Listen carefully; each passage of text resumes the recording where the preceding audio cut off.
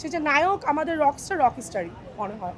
আমাকে মনে হচ্ছিল যে পুষ্পা মুভির যে একটা হিরো আছে, তামিল হিরো, ঠিক ওই লুকটা আমরা ওনার মধ্যে পাচ্ছিলাম, মনে হচ্ছে যে ওকেই দেখতে পাচ্ছি। ওইটার জন্য মূলত আমি অথচ বাংলা সিনেমা খুব পছন্দ করি, বিশেষ করে সাকিব খানের মুভি দেখার পর আরও বেশি ফ্যান হয়ে গেছি।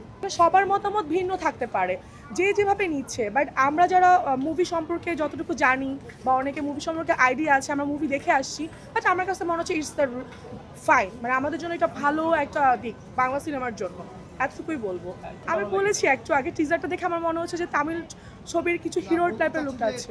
আমাদের বাংলাদেশে এরকম ধরনের নায়কের যে ধরনের আমাদেরকে রিপ্রেজেন্ট করছে এই লুকগুলো, মনে হচ্ছে যে আমার বলিউড হলিউড এই টাইপের একটা লুক পাচ্ছি ওনার মধ্যে।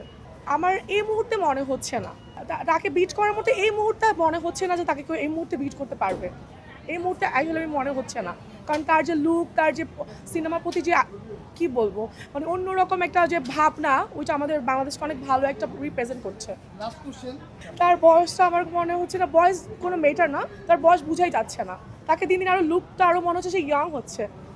সাকিব খান বেস্ট। আমি ব্যক্তিগত দিকে যাব না, তার সবচেয়ে বেশি ভালো লাগছে আমার কাছে হচ্ছে সে খুব মানে ভদ্রতার দিক থেকে জেন্টাল একজন নায়ক। তার আজে বাজে কোনো টক শোতে তাকে আমরা দেখি না, তাকে আমরা কোনো কিছু ব্রাইরাল কোনো টপিক্সে দেখি না।